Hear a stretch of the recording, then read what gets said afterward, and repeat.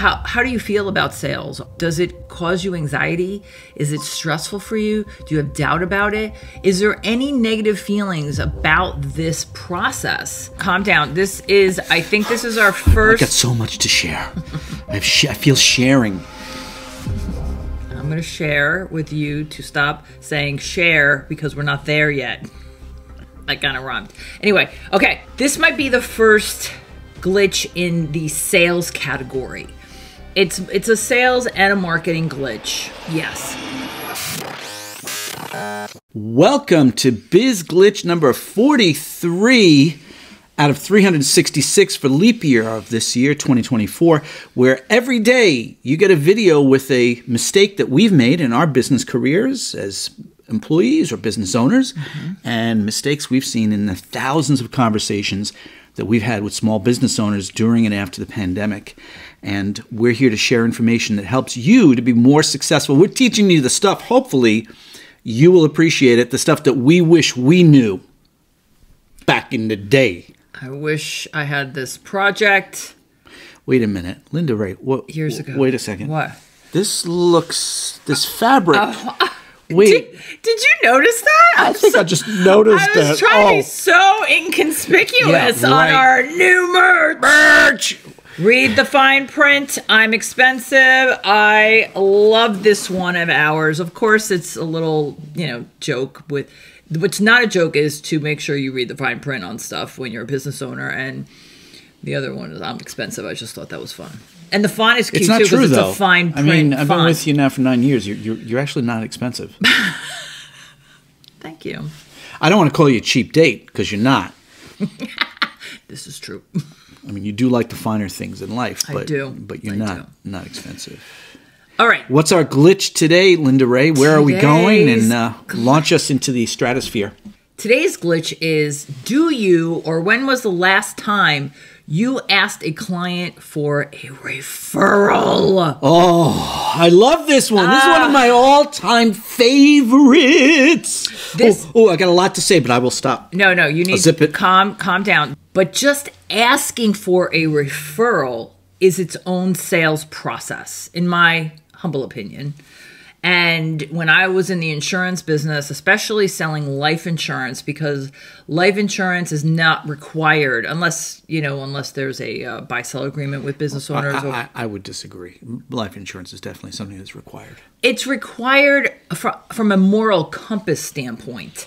It's not required, like DMV is not requiring it because you have a car with a you mean registration. Like by regulatory authorities? Regulatory authorities, yes. Because I think as a sound financial strategy for your life, it's very important.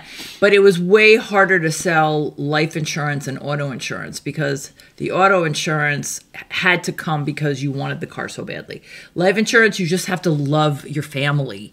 And not everybody either loves their family or wants to, love the price of the premium that it costs to get a adequate life insurance policy to protect your family. Okay. So where does this lead us for asking for a referral? I'm going to tell you. You're going to get us there? Yeah, we're getting there. Okay, I'm making the point. Because I want to read the fine print on this one. You see what I did there? See, yeah. This one is the fine print. Yeah. Read the fine print.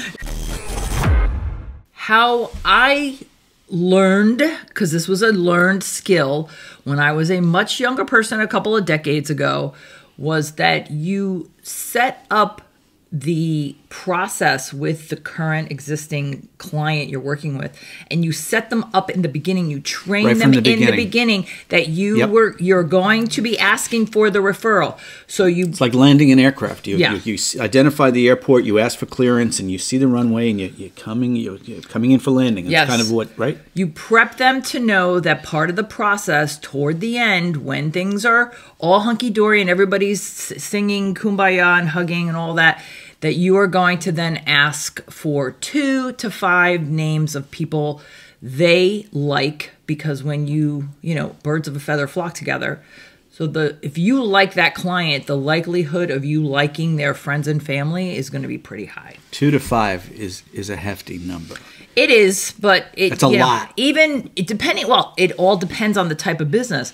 If it's a volume type, like with insurance, it was well, property and casualty insurance was a volume business because the commissions were so thin, the margins on the commissions were so thin that you couldn't just write one policy a week. You had to write dozens of policies a week. That. So I still think though, asking for 2 to 5 is an awful lot. It depends on the size of the ticket of the deal. If it's a $20,000 ticket, maybe you only ask for one referral. But it's also if that one person says no, then that's it. It's over. So if you have a backup, it's better. I would like to share with you a method that when I was the director of sales at a mortgage company, I had my loan officers use this method. I used it myself first, developed it myself, refined it, revised it, updated it, and then gave it to my sales team to use. And it was a piece of paper with, could you please refer me to your family, friends, coworkers, colleagues, etc., with the space for name, phone number, email address, whatever. And the script that I created for my salespeople was, mind you that most of my loan officers were sitting face-to-face with people in our conference room or at an attorney's office or in a real estate office or at somebody's kitchen table on a Saturday morning or Tuesday night. And they've gone through the whole loan application process and they've collected documents and they've had people sign. So the script was, I'm going to finish preparing, just putting together all the final, just double check our signatures here. I'm just going to go through the documents you gave me to make sure I've got everything. And I have 2 questions for you. First is, have you been happy with the way I've explained things to you this evening for your mortgage application? Who's going to say no to that? Well, they're there, right? Well, if they were one of my people, they haven't. My people were very well trained, so they used my method. And then the second question is, while I'm going through this paperwork, if you wouldn't mind terribly, could you just take here's a pen, and if you have a look here, maybe you could jot down name, phone number of 1 or 2 or 3 or 4 people that you know who are desperate to become homeowners like you and who really want to make that dream come true. I would really appreciate the referral. And then I'm just going to go through the paperwork while you do that. So simple. So simple. But notice that it was scripted. It was prepared in advance. Well, that's part of the goal and actionable item, is to prepare these things in advance so that you're not stammering or stepping all over your words like I am right now, and that you're 100% confident on why you're asking them this. And it removes the fear of rejection. Well, it does. Because it's a system. Yeah. It's part of a process. Well, and it takes, because we know that the biggest challenge, I believe, in my opinion, the biggest challenge to all of you asking for referrals is that fear. The anxiety of asking somebody, your customer, for something they might not want to give and being rejected. I'm gonna piggyback off of that, because it is true about the confidence, which is why we strongly recommend that you script and you script it, you template this, systematize it so that it's part of the process.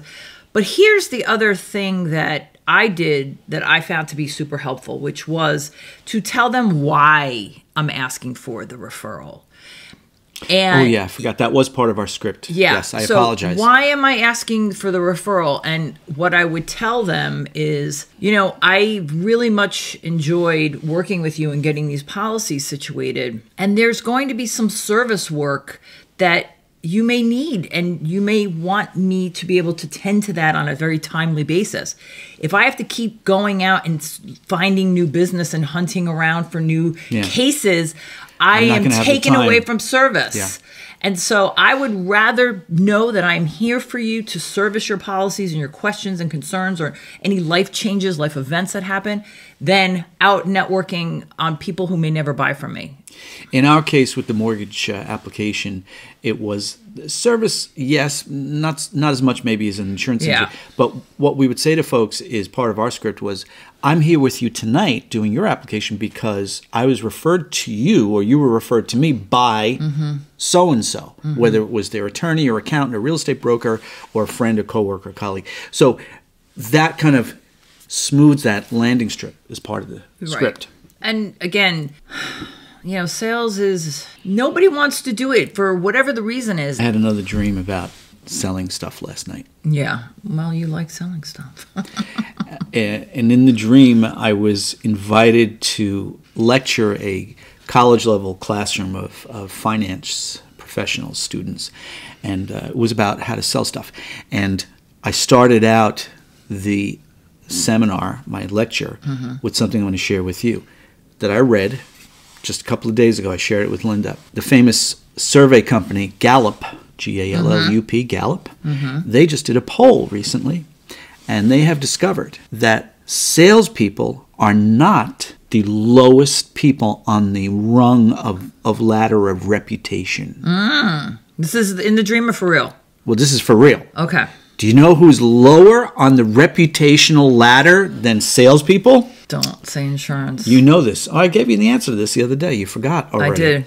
Congress people. Oh, that's right. You did tell me. Oh. Not senators. Not politicians. Not those are not the categories.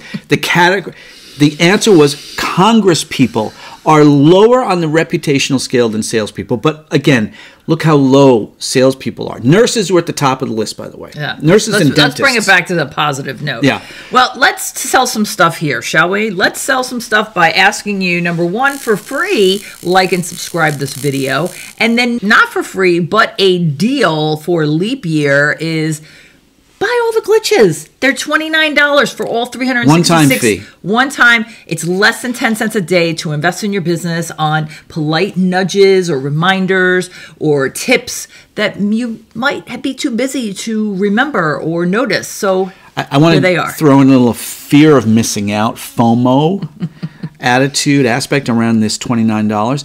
Linda came up with the $29 one-time cost for the subscription, so you get all of the glitches for 366 glitches in your email inbox. You get all of the downloads that come with these glitches for free. It's built into the price of $29, one-time cost. And starting in March, you'll have private access to the full content that we're producing here, whereas on our YouTube channel, the free videos are going to be edited down to just short 30-second or 60-second videos. Yeah, less than a minute. It'll be a YouTube short. So you're going to get all of that for $29. She came up with the $29 because there are 29 days in the month of February this year, but it's a leap year. Right. And I need to say this to you about the $29. That they are going to be $97. Let's just make sure they've been $97. Thank you. That's where I was going. Okay. The price will go up dramatically. It will more than triple. So don't miss out. This is February we're in. You've only got a few more days left to jump on. A couple more weeks. And one last bit of housekeeping, since our topic is asking for referrals. Yes. Can I ask you to possibly share this video with another small business owner you know, or someone who's thinking of starting a small business, and ask them to subscribe to our channel, because we're trying to create an encyclopedic knowledge base for you to be successful. And quick and easy. These are, playback speed 1.5, 1.75. We sound really goofy at 1.5. These videos are like, 5 minutes average. So let's do this. Let's do it together. You do a reveal, and then you launch into, you take over the dialogue. And action. Sorry. My fault. I should have said set. Because that's what they do on movie sets. Okay. They're like, okay, set.